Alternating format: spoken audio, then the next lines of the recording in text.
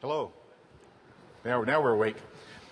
I'd like to go ahead and get started on time. One of the things I learned, my early days I was in the Air Force, and I was an airman basic, and in the Air Force you get to fly hops, which are just, you go get on a plane that's heading in your direction. It could be any plane whatsoever. I showed up at the field, and it was a nice little Gulfstream Air Force jet. It was wonderful. I got on board. When I stepped on board, there was a two-star general who was our base commander sitting in a seat, and I'm like, wow, I'm a four-striper. This is going to be interesting. So I sat down and very quiet, tried to behave myself. Time came to leave, and he looked at the captain. He said, okay, Captain, let's go. And the captain said, I'm sorry, sir, but we're waiting on Chief Master Sergeant Williams. Chief Master Sergeant, for those of you who don't know the military, a Chief Master Sergeant is one rank below God, but they're not an officer, okay? The general, I learned something from the general that day. He looked at me and looked at the captain. He said, look, Airman Richardson made it on time. I made it on time. Let's shut the doors, light the fires, and let's go. And so that day, I'm sure he made a big enemy in Chief Master Sergeant Williams, but I learned a valuable lesson. We start on time. So with that, this session's on people-centric versus content-centric. I'm going to move around a bit, and it is quite bright. I would like for you to tweet freely. I know from the earlier sessions I don't have to tell you to do that.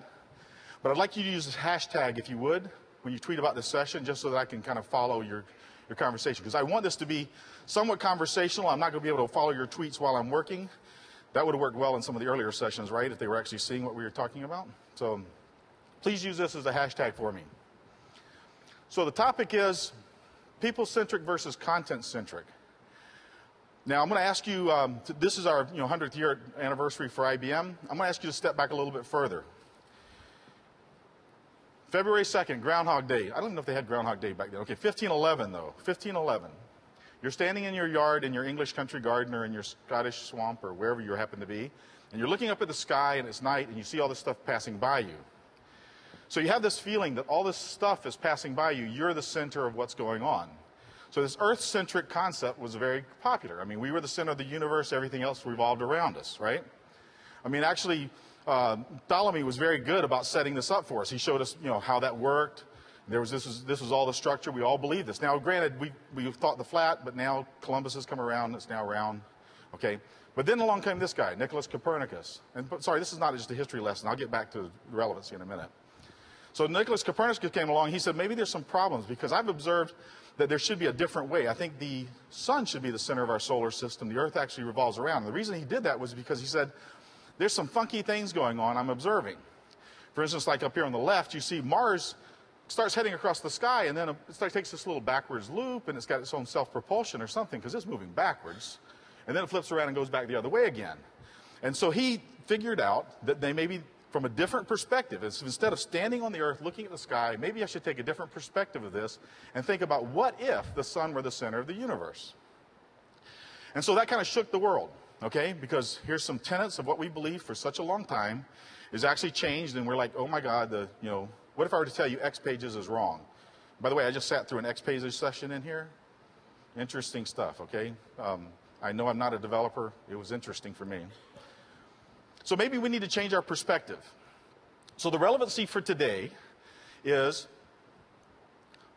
with new tools, you can actually take a different perspective. I mean, now that we've stepped away from the Earth a little bit, we're able to see what's going on. We've actually seen farther beyond our solar system. But let's look historically at what we've based our life on when it comes down to content. We have a very content-centric view of the world. I would ask that most of you, if I were to say, let's start a new project in your company, one of the first things that's going to go through your mind is, where do we store the stuff? And you're going to say, well, let's build this little place and we'll start storing stuff. Or I got a new project coming in, so here's an email. I'm going to create this new folder. We've become very content-centric. Is there anyone in the audience that is a library scientist, that studied library science by any chance? Got one here?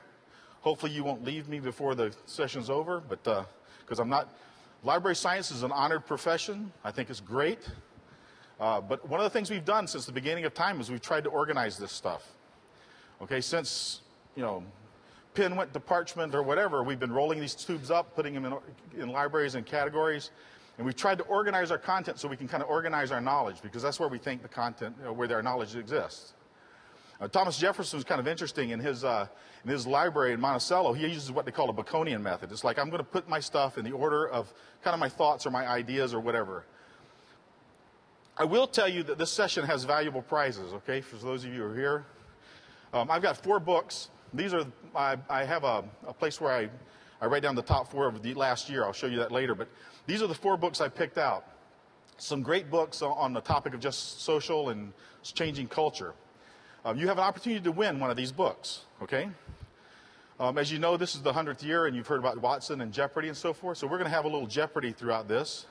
I'm not sure how I'm going to do it. I think I would have in the future say, tweet it. The first person who tweets it wins. Instead, I'm just going to ask you to shout out the answer. I'm going to show you the answer. You have to shout out in the form of a question.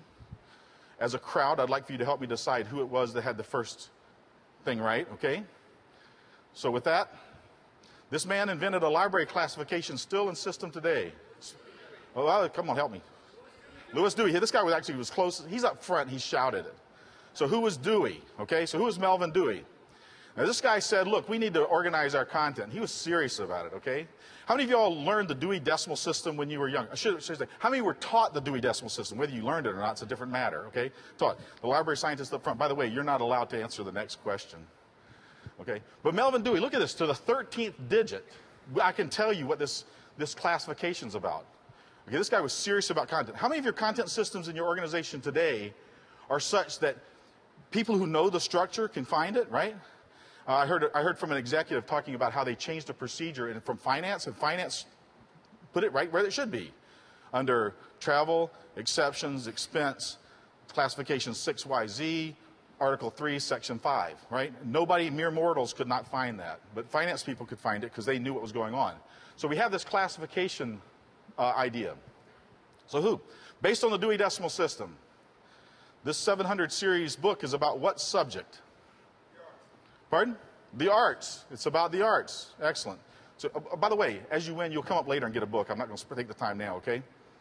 So this is about the arts. All right? So it's about arts. It's about sculpture. It's about sculpture from a particular time, okay? But think about today's bookstores. Do you go in a bookstore and look like Dewey Decimal System? No, you go back like the Thomas Jefferson did. You go look for topics.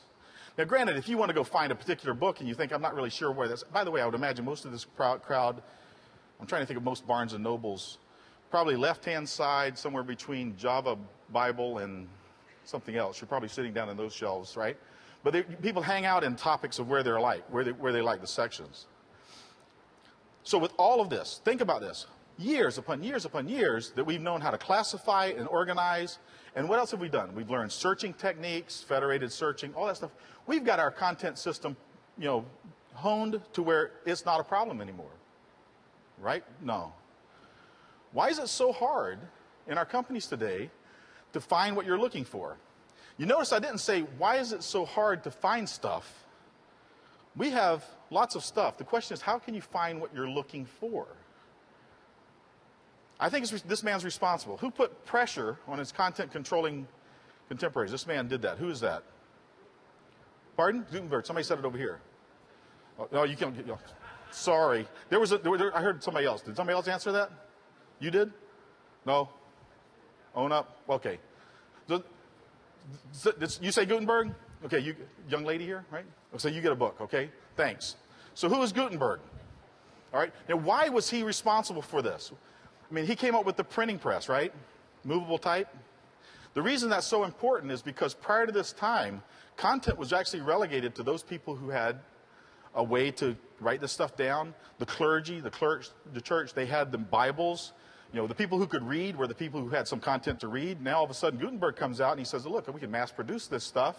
People then could afford books. Because they could afford books, they wanted to read. Because they could read, they learned to write. Because they could write, they could share their ideas, right? So Gutenberg's responsible for a lot of innovation, but he's also responsible, in part, for this content spread. Not just to say that. Now, there used to be a saying that said, the power of the press belongs to the people who own a press. Okay? Some of us are old enough. I'm actually one of the older guys, okay? Some of us are old enough to remember what it meant to be published. Remember what it used to be published? That meant you submitted an idea to some outside party. They looked at it. They looked through it to see whether it was valuable for some reason, for education or for entertainment or whatever. And then they published it, and you became published. Well, today, I mean, the printing press actually distributed that power. It distributes that power to a broader audience of people. But now everyone has a press.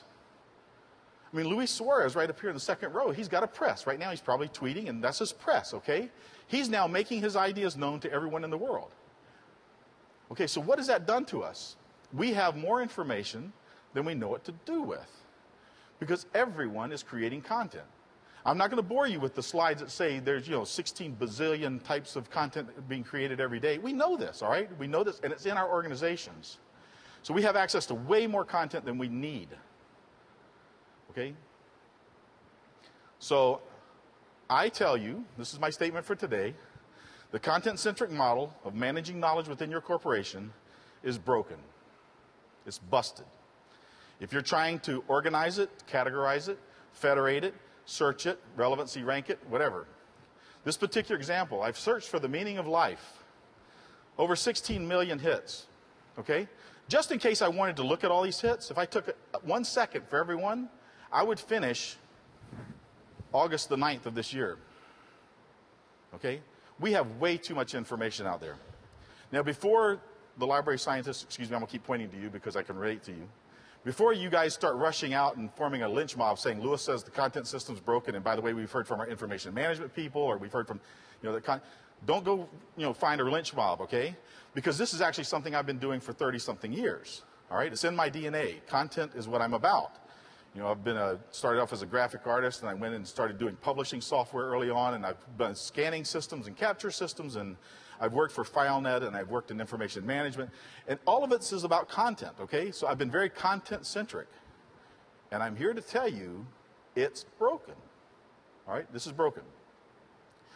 But we can't ignore this, okay? We can't ignore the symptoms of this overwhelmed content model. It's like we're standing on the earth looking out, and we're saying, everything looks good, content's going around us, but wait, there's that funky little thing that's happening, and it's broken. I say that you have things in your organization today that are broken, and you can't fix them with a content model. Now, last year at this time, I had the privilege of doing a session on how to sell social software in your organization. And at that session, at the end of the session, I asked the participants, if they would, to draw me a picture of what they thought was a business pain that they had. And they dropped it in the door as they left, and I've scanned those, and I've used them throughout the year. I'm going to use some of them today, okay? So these are drawings that I didn't create, and I didn't send them to marketing to have them fixed up, because I think it's relevant. Okay, so here's a problem. Which one do I use? I have all this stuff in front of me. I have all these answers, but which one do I use? Okay, can you relate to this? Okay, so you have this problem. In fact, by the way, when I show these types of slides to business executives and CEOs, they look at me and say, I got a whiteboard that looks just like that. Okay, so which one do I use? This is a question that we have that we've tried to answer with content. Now think about it. How would I do this with content? I would somehow relevancy rank it or something? I try to fix that problem, but it's hard to fix that problem. How about this one? Which way do I go to get what I need? Because if I, standing here, go searching for something and I head off in certain directions, I'm going to find different things. So where do I go to get the information I need? Where do I start my search? This is one that I think HR and others are really grappling with, and your companies might be dealing with this. I have this knowledge sharing gap that's happening. I've got these people on the left-hand side. These are my new recruits. They're coming in from college. I have these people on the far side. By the way, I'm over here. I should stand over here. Okay, so I've got these older guys around the organization. But notice this person called them leaders. They're my knowledge experts. They know what's going on. And where are they heading? Exit, stage left. Heading out the door to retirement. What's happening to their knowledge? Going in the trash can. Why? Because you have this gap. And I'll tell you, this gap has not closed because of technologies. It's broadened because of technologies. How do these guys communicate? Help me. How do these guys talk to one another and communicate? Email, documents. They're very content-centric people, right? Let's go over here. How do these guys talk? Tweet, blog. I mean, these guys talk without using vowels. Okay? So they know how to put something in 140 characters. These guys can't get started in 140 characters. And so you're looking at not only a knowledge sharing gap, you're looking at just a conversational gap. How do we get these people to talk to one another? How do you solve that with content? Okay, how do you take a content-centric approach and solve that problem? By the way, I will come to answers later, okay? So don't think Lewis is just depressing me. All right. Silos of content. When I was in the enterprise content management system, I was like the Lord of the Rings, one ring to rule them all. We're marching to Moldor, and there's going to be one ring, and there's one ECM system, there's going to be one content repository in every enterprise, and it's going to be ours, and that's where everything's going to be stored. And doesn't that make it sound easy? But we know today that's not happening, right? Your organizations, you probably have multiple content silos. I mean, just think about where you put stuff. Hard drives, shared drives, email, inside your email folders. You've got them stored maybe somehow on a public network. You've got some stored in some content repository. You may have some little shared sites. You may have, I mean, it's like it's all over the place. And what's even interesting is if you look at these three silos, think about people in IT, how they organize stuff. Pretty structured, okay? They're kind of structured people. So they organize things in projects and whatever. Let's go over here to finance. The earlier example I gave you. Finance thinks in terms of finance terms and how they work. And so they'll store things appropriately. Marketing in the middle. Any marketing people in the room? Creatives. You're across the board. Nobody's going to tell you where to store this stuff, right? You're going to store it wherever the heck you want. And you're going to store it however you want. And by the way, you're probably going to call it things that none of us would ever think of calling it. But you're going to want a repository that's just drag and drop, easy to use. Don't ask me 100 questions when I get ready to put this away. Just let me put it there, okay? Where these other things might be a little more structured. So these silos have popped up. And now, how do we fix the problem of finding the information? Information loss is a big one, okay? I had a number of drawings that look similar to this. Here's an example. I work for a company. I worked there 5 years. I'm contributing, hopefully. They keep me for 5 years. I'm contributing. I'm adding knowledge. I'm gaining value. And then one day I go, bye, better offer, and I leave. Actually, I had one executive tell me what happens in their company was when the person leaves, their email box they can't manage it. They don't know what's in there. I don't even know what's in my own email box. I can't figure out my own folder system. I'm not going to figure out this person's system. So what do? They say because their legal requirements say you have to get rid of the stuff or you're liable, they deleted it. And they said over the years of deleting people's email boxes, they've destroyed valuable pieces of content. You lose the knowledge. You lose what's there. So if content, so we've seen these little loops in the sky, and we've kind of said, well, maybe content isn't the center of the universe. You know, what is our options? Well, what about people? What if you look at your knowledge management and how you manage your information, how you manage what's going on in your company? Why don't you look at people? I mean, they are the primary source of knowledge.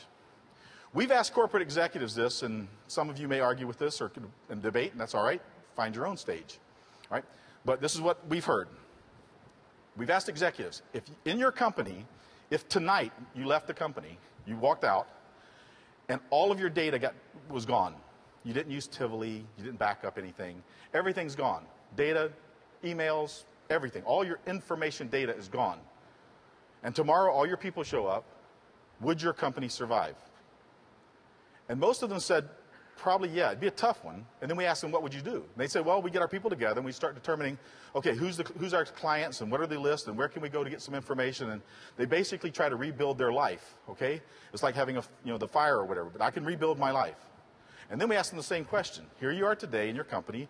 You walk out of your office today and all your people walk with you and they never return. They can't be contacted. You can't reach them. You're gone yourself. Will your company survive? Think about it. Would your company survive? What's that? Luis Suarez would. Most people will say no because my people are my company. My people are my assets. If all the data is just there, somebody's got to interpret the data. Somebody's got to figure this stuff out. There's the relationships that are involved. So people are truly the primary source of knowledge. But some people, some competitors, some people in the market will tell you that people revolve around content. I'm not here to be competitive. I am competitive, okay? But I'm not here to be competitive. But there are certain people who will offer things for you that will say, I'll start off with just CRM. We are a CRM system, and we let you have people around CRM. And by the way, social has become the new E word. Have you noticed it here? E-commerce, e-industry, e-whatever. It's now social whatever, social. Just to put social in front of something doesn't make it social, all right? Let me warn you. So you have CRM systems, they step over here and they say, I'm now a social CRM system because I have people around my social stuff. And then you have ERP systems that say, I'm a social ERP system because I have social around my stuff. We have content vendors that are out there today that says, we have these little things that, let me share with you, that we have these point things that are content-centric, and I'll have people around this. In fact, I'll actually call people sites. I'll make them sites. They'll look like content. And in reality, all these people are just revolving around these little things. The question is, I need a people-centric view of this. So we have new tools, and we have experience that actually tells us we can actually step away from that. We can actually do something better than just having people around these different things. We can actually have people be the center. So I'd like for you to consider a people-centric model. And let's go back and look at those business problems. Which one to use? Okay, you find documents. You find a bunch of solutions. Which one do I use? All right. How many of you have bought books online? Okay. So you search for a book. You say, here's a title, here's a topic, here's whatever, and you see a book. What's the next thing you normally see? Who's the author, right? And you look to see, does this author know anything about the topic? What else has this author written? Then what do you normally do?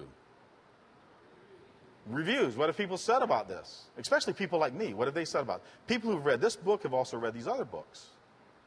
All of those things, who the author is, what their credibility is, what have other people said, what else have they read, that's all people stuff, guys. That's all people. That has nothing to do with content. That's people-related information. And we're beginning to value that. Now imagine you take that same scenario, and this is what I tell execs, imagine that same book buying scenario, and you go inside your enterprise now, and you do on your intranet or wherever, you do a search, and up pops these books or these ideas or these thoughts, and you go, let's look at that. Oh, who's the person who wrote that? What else have they written? What have people said about that? How have they rated it? A lot of people downloaded it? You can take that same people-centric approach. If you have a people-centric model, you can take that same thing and apply it to all your information within your organization. Which way do I go to get the information that I need? A great way to do that is obviously through communities. Many of you might be Connections users, and you know what communities actually do for you. But imagine, I want some information. In fact, I'll give you an example. I took over some retail responsibilities, managing some of the retail numbers this past year. The first thing I did was I looked and found the retail community within IBM, and I joined that community. That immediately put me in touch with a lot of members and a lot of people who wrote articles about retail. I knew who the experts were. I knew that when I went to search for something, I didn't just have to go out to a blind search and just say, looking for something on retail. I actually went to the retail community and asked the question. And there are people who know what they're talking about. They're credible. They're going to actually help me out and get the right information. This knowledge sharing gap. Okay, there's many ways to solve this problem. But one of the ways I like, and one of the ways I think has been useful within a lot of companies, is the use of tags. All right, I want you to put yourself in the mind of an HR person. Okay, and think about the problem that you have. Actually, we're all here. We all have a job, or have had a job, right? Some of you might be looking for a job, but we all have had a job. So therefore, we've all had a first day at work. Remember that day? Think back now, that day. And you walked in and you met your boss, and he shook your hand. He's the guy you interviewed with. And then he took you around and said, well, here's Bob, and here's Joe, and here's whatever, and here's all your coworkers. And then he showed you now I'm talking old past when we used to go into offices, all right? But he showed you all these people, and then he put you down at a desk and said, if you have any questions, ask. And remember all the questions that came to your head and all the ideas that they thought, who do I go and ask, and how do I ask this question, and how do I get involved? Imagine if you could start looking for people based on their tags, or look for information based on tags. The tagging concept is not only valuable for me in that I can tag myself, but I can also tag others. So I find, again, I'm going to keep talking about Luis Suarez because he allows me to beat on him, okay? So I find that Luis Suarez is a great evangelist, so I'll tag him evangelist because next time I go looking for one, I can find one. More importantly, when other people look for one, they can find one. All right, so we're helping out the new people in the organization, so it's like a social responsibility. When we talk about silos, I'm not going to step back and say we're going to solve that problem by putting everything in one place. That's still not the answer, okay? We're just not going to be able to do that. One great way that we use to kind of cross these silos and cross these barriers is again, this is just one method, social bookmarks. How many of you use social bookmarks in your organizations? You know what those are? Okay. Most people use bookmarks in their browsers, right? And bookmarks in your browsers probably look like your email inbox. It's probably overloaded. You forgot what you bookmarked and so forth. With social bookmarks, what that allows you to do is you actually go out and you say, I want to tag something. I want to actually bookmark this. But I'm going to bookmark it relative to me for the future as a private thing. I might want to bookmark something that I think is important for a broader community. This particular video I found online, Simon Sinek, which is one of these books that I've got up here, Start With Why. I found this video and I thought, this is inspiring. And I think the Lotus salespeople need to see that. And so I bookmarked it. Easily to do, just in my browser. Social bookmark came up.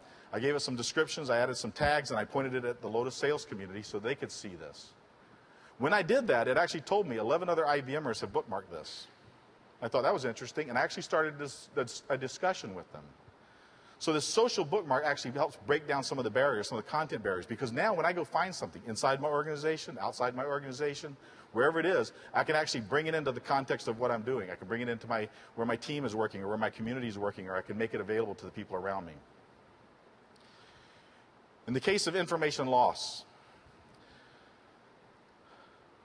instead of doing business inside of your email system, and I'm going to say email system, notice I didn't say notes client. All right? Your notes client, one of its things that it does is email. So I'm not bashing notes here, guys, or they'll never, I might as well start looking for a job, all right? It's about, notes is about collaboration. One piece of it's email. We have our heads stuck up in our inboxes, right? Because this is where we do business, and this is where we manage our content. And when we leave and when we move around, our email boxes are just, you know, where we have our knowledge. How many of you get asked a question and you go back and say, I need to search my email for find that old response, or I need to go look for there, right? All of you. I mean, we all do it, right? So we live in our email inboxes. Again, you probably heard the story of Luis and how he's gone email free. I've not gone email free, but I've gone inbox zero. My inbox is now at zero. Every day I empty it. The reason is I do my conversations, I share my knowledge in my social network. Okay, so somebody asked me a question. If I think that question is relevant and sort of deserves more than just a single answer, maybe other people might have that question, I take and go out to my social network, a blog, a little wiki, a post, whatever I want to do, I answer it, and then I send that link to the person who requested the information. My email inbox is now just empty, right? Next person who wants the answer, I point them to here. Next person who asks another question, I point them here. I'm in a role inside of IBM where I'm in worldwide sales, you know, for the social stuff, so obviously I get a lot of questions asked of me.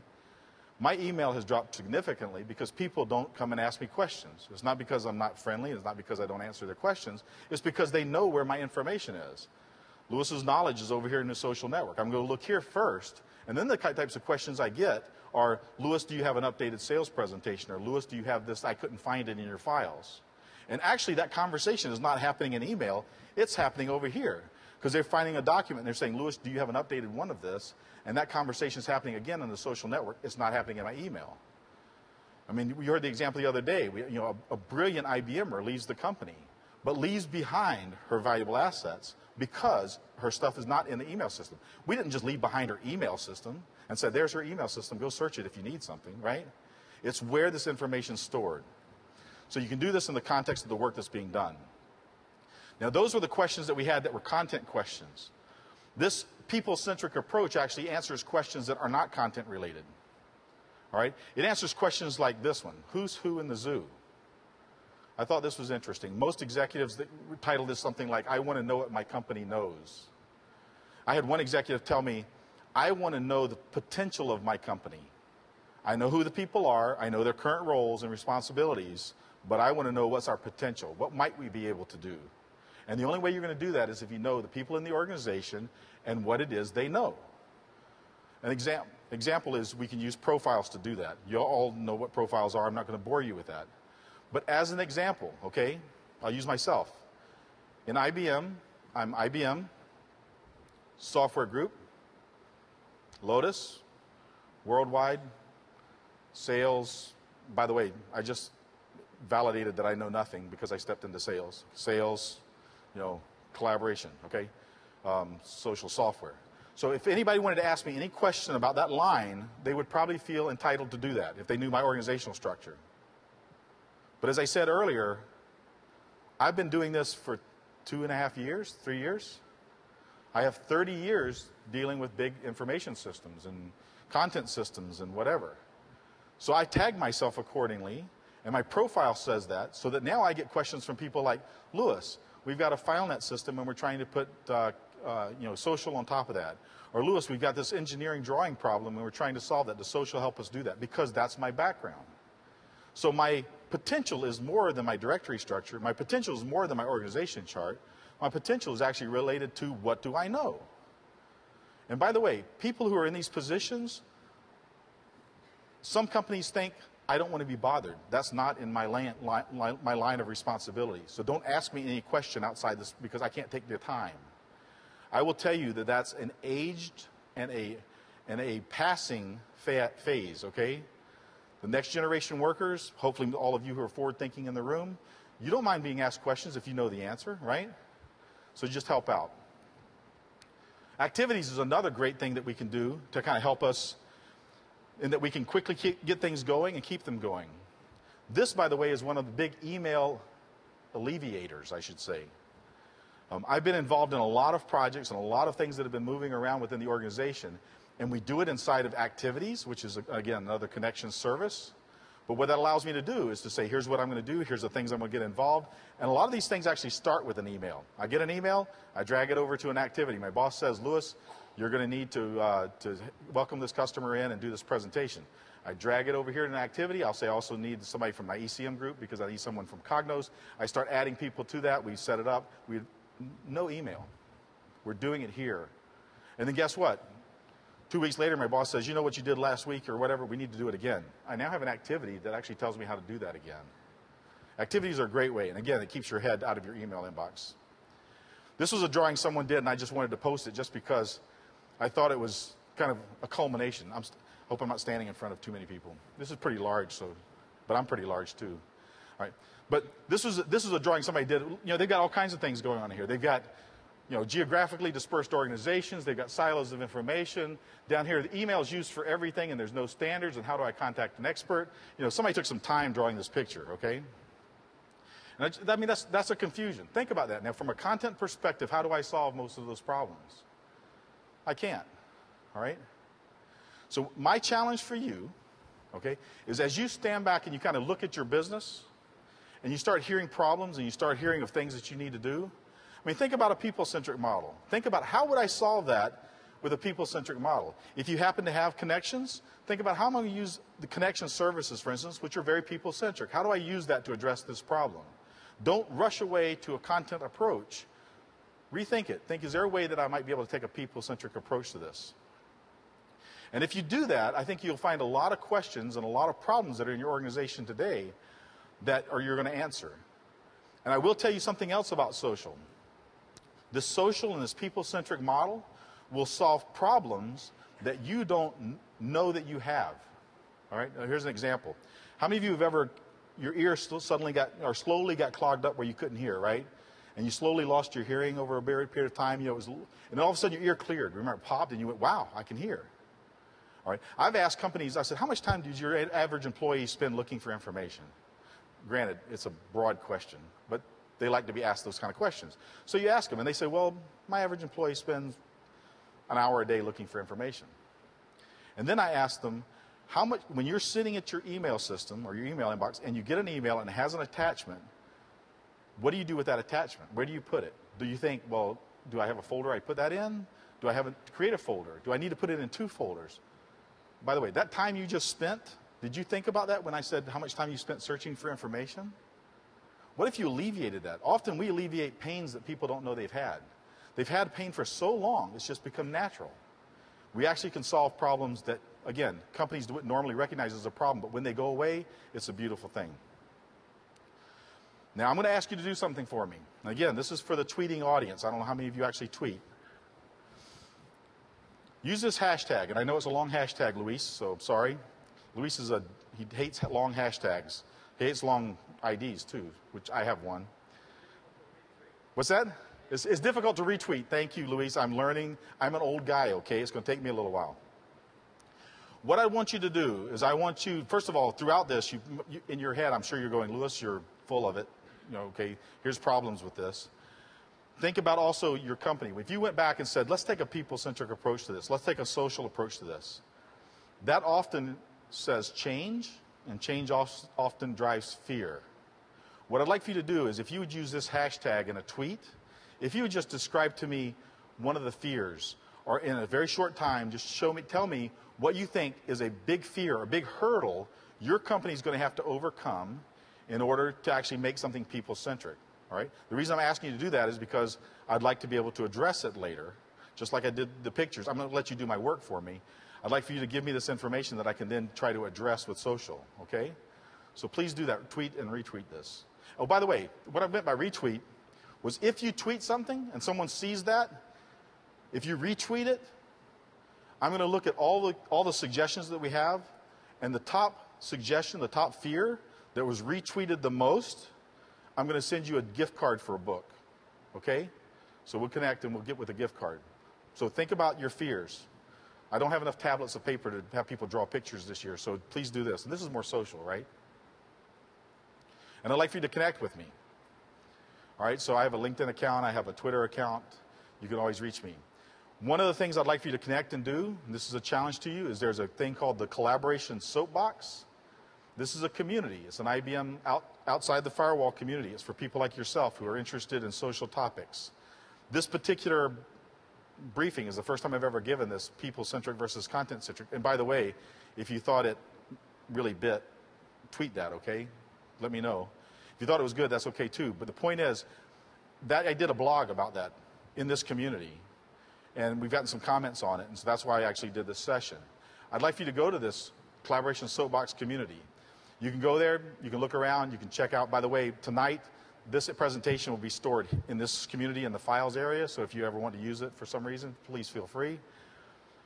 The idea is come here for the conversation. If you want to be a part of the conversation, all you have to do is just say register.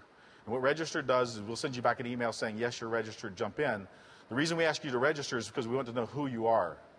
One of the things we do at IBM is we like being social, but we also we don't particularly support anonymous usage, the hit and run type thing. If you want to say something, say who you are and then say it, right? And so we want to know when you say things inside the community, we don't know who you are, what your opinions are. You can blog, you can add things here. So again, this is for you to use as well as part of this conversation.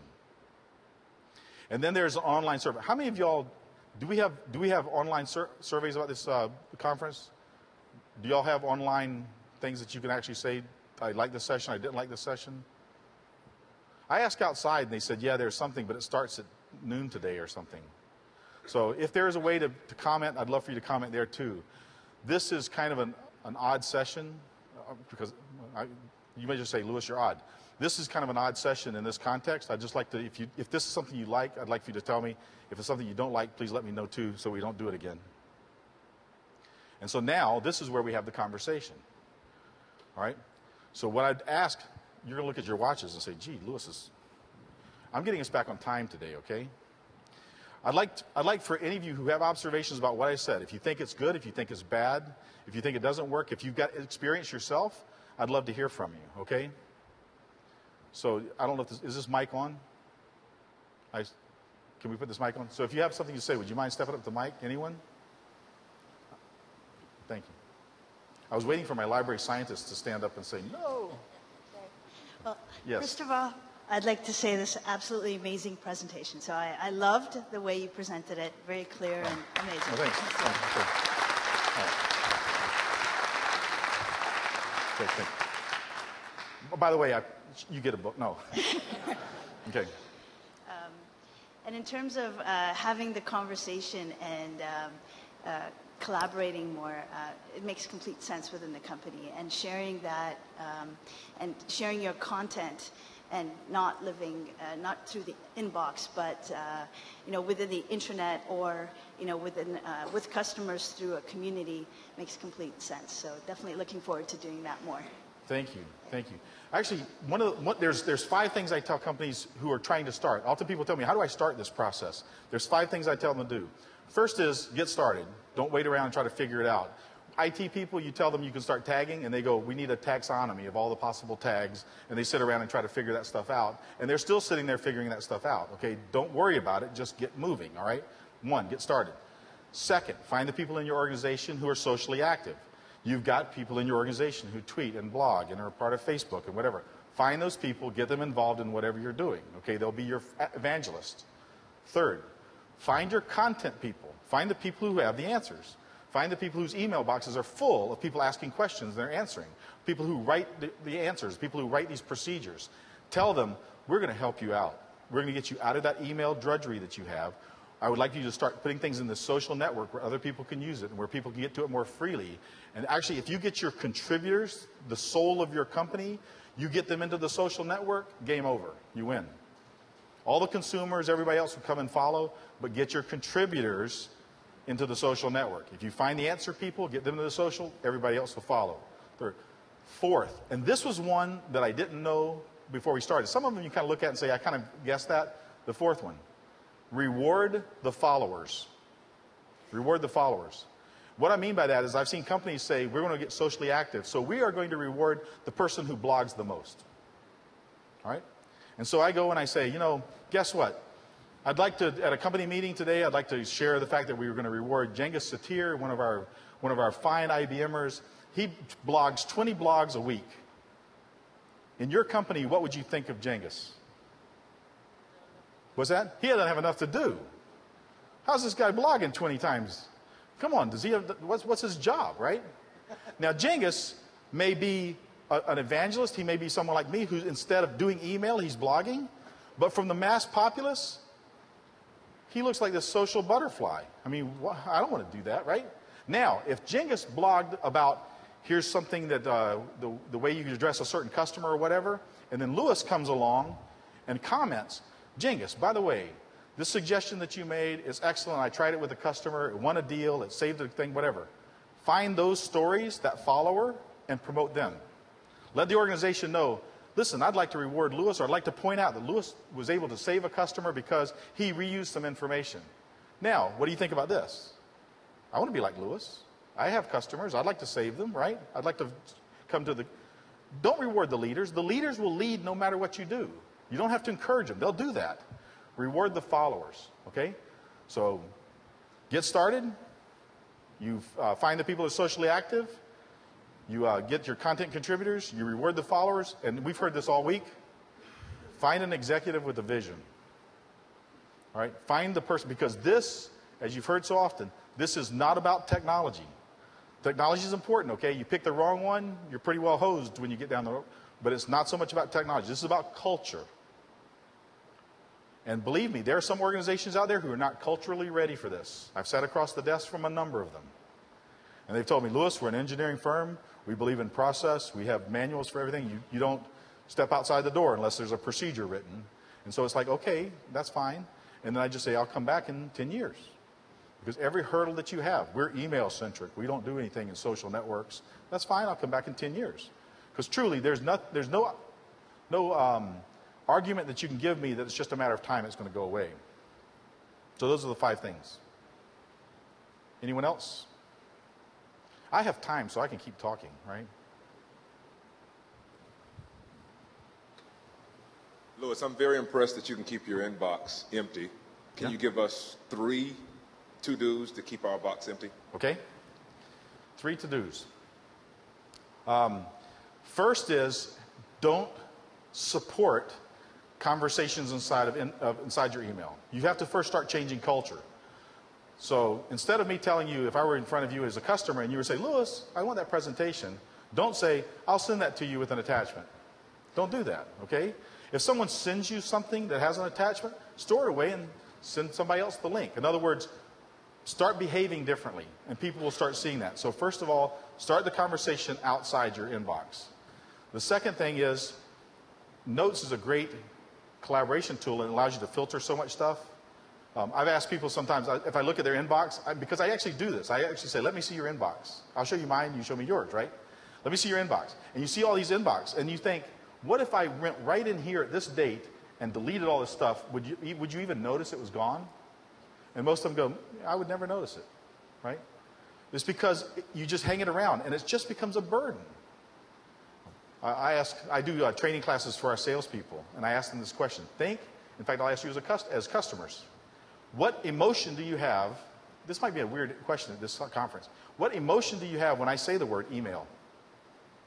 What do you feel when I say email? Anyone? What do you feel? What's burden? I hear things like burden, overwhelmed, troubled, too much. Yeah, I rarely hear empowered. I'm happy, you know. That's why I thought maybe at this conference I would. You know, I'd get, I love email. Okay, but normally that's the impression you get. Okay, And then I do things like, let me add the word email, and now let me tell you, say, 2-week vacation. And it's like, oh my God. And that's why we carry our BlackBerries on vacation, because we have to keep our email inbox, because we can't wait to come back because it's going to be so full. Email has become our master and not our slave. So first of all, take the conversation outside of email. Recognize what it is. It's just a communication tool. And if you have a social network, start conversing outside this.